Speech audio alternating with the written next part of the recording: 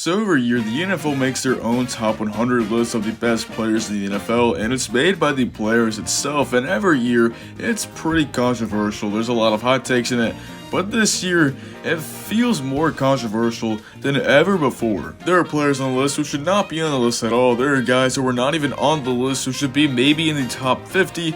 Players too high, players too low. We're gonna go through all of it. We're gonna get started off with two guys who missed the list, and DJ Moore and Jalen Johnson. I just don't understand how both these guys, ironically on the Bears, are not on the top 100. DJ Moore was arguably a top 5 receiver last season, and Jalen Johnson, you can argue, was the top cornerback in the NFL. The players are tripping big time on this one. I had DJ Moore my top 35. I made my own list. DJ Moore's my top 35. I think I had Jalen Johnson my top 60, but still, I just don't understand how these guys are not on the list at all. Okay, so now we enter the top 100 itself, and we're gonna go from the lowest to highest, and we're gonna start off with Trevor Lawrence at 94. In 2022, Trevor Lawrence had a pretty good season, and he got his first spot on the top 100 at number 96, and he deserved it. He deserves a top 100 spot. However, last season, he did a lot worse stats. He was still alright, but I don't think top 100.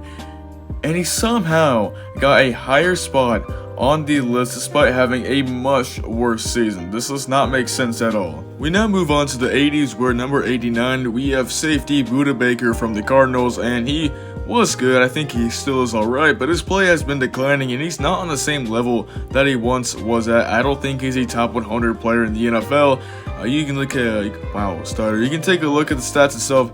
I just don't think this dude's a top 100 player anymore. A common theme in the top 100 is that every lineman gets severely disrespected, besides Trent Williams for some reason. He's always in the top 20 in these things, and Tristan Wirfs is no exception. He's all the way at the bottom of the top 100 at just 85. It doesn't make sense. He's been one of the most consistent starting linemen in the entire league, and he's been one of the best since he's entered. It makes no sense why he's all the way down to 85. He deserves way more respect on this list. It's so dumb. Number 80 is Sam Laporta, and it really doesn't make sense. He was a top 3 tight end in the league last year, and he arguably had the best rookie tight end season of all time. Him being an 80 makes no sense. He's way too low. Trey Hendrickson at 77 is somehow even worse than Sam Laporta being at number 80. Trey Hendrickson finished with 17.5 sacks last season, which was second in the NFL, and he was one of the best defensive players in the entire league. So it makes no sense why he's this low. Should be at least top 40. At 72, we have Garrett Wilson of the New York Jets, and just in his second season, he has sadly become one of the most overrated players in the NFL. You compare his stats to other receivers in his draft class like Chris Olave and Drake London, and technically, they should be on the list too, and Chris Olave should be higher, but neither of them are on this list. It really sucks to see Garrett Wilson has become so overrated. We enter 70 to 61, where we have some receivers. Amari Cooper and Brandon Ayuk are ranked lower than Jalen Waddle. Honestly, Jalen Waddle shouldn't even be on this list anyways. He barely cracked 1,000 yards. He was on my fantasy team, so I would know how bad he was this season, and he was alright for me, but not top 100 player worthy. Brandon Ayuk and Amari Cooper were far better than Jalen Waddle. Makes no sense why they're below him. Heck, like I said, it doesn't make sense why Waddle's on this list at all. We have another Dolphin to talk about. This time, I think this guy is too low, and Raheem Mostert. He had a career year this year where he led the league in touchdowns.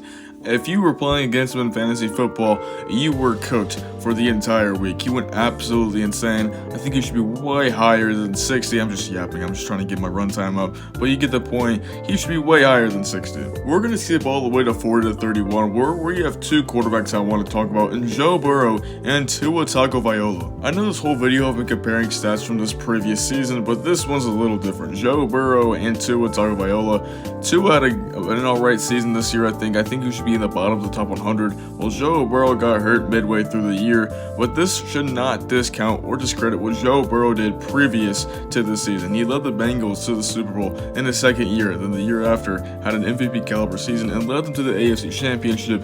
Tua, he's had some good regular season plays, good regular season stats, but he just can't get it done in the second half of the season, or when it's cold, or when he's too injury prone.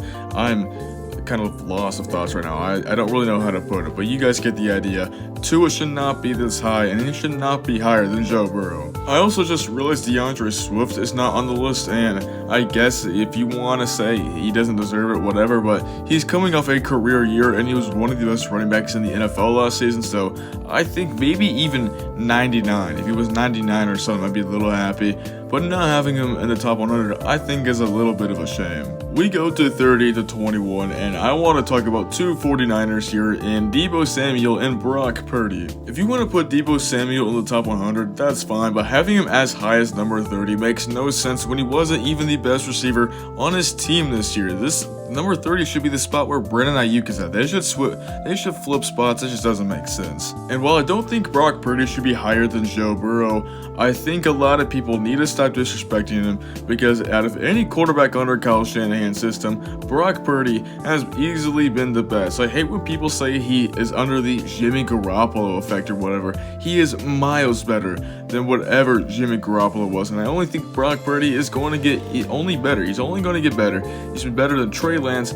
Any quarterback who stepped foot in the Kyle Shanahan system, Brock Purdy has been the best. I think it's time to stop disrespecting him. We now enter the top 20, 20 to 11, and there are a few things I want to digest here. For one, I know Justin Jefferson was pretty injury prone from last season, but he's still a top 10 player in the NFL. No way he's number 18, below guys like Micah Parsons and Jalen Hurts. And for some reason on this list, Jalen Hurts is one spot higher than Dak Prescott, despite the fact that this year Jalen Hurts ended the season 1-6 and played terrible football in that 7-game span, while Dak Prescott was better than Jalen Hurts all around, led his team to the division title, and finished second in MVP voting. It makes no sense why Dak Prescott is lower than Jalen Hurts, and I'm not speaking from a biased perspective either. It makes no sense. We now enter the top 10, where it somehow, in my opinion, got even worse, and we start off with TJ Watt being ranked at 8 and Chris Jones being ranked at 6. I mean, just compare the stats from this regular season. TJ Watt was miles better than Chris Jones this season. I genuinely think this is just Chiefs bias here. Chris Jones was even worse from last season, and last season was his best year. I don't get it. I don't understand why TJ Watt is lower than Chris Jones. And easily the most controversial part about the entire list was the number 1 spot, which they gave to Tyreek Hill. And honestly, I don't mind. If you want to give it to Tyreek Hill, CMC, Lamar, Mahomes, or Myles Garrett, I'm completely fine with it. I think they all deserve a spot at the number 1 spot, but honestly, I don't even mind, honestly. So those are all my opinions about this year's top 100 list. This might be one of the worst ones yet, in my opinion. Let me know what you think down below in the comments. I mean, it's hard to make a top 100 list, so most of the time I give people grace with stuff, but sometimes things are just way too obvious, way too dumb to have people too low. Also, I just realized Derek Stingley wasn't even on this list. He deserves a spot. But anyways, that's it. Goodbye, guys. I don't really end up with that, but yeah, bye.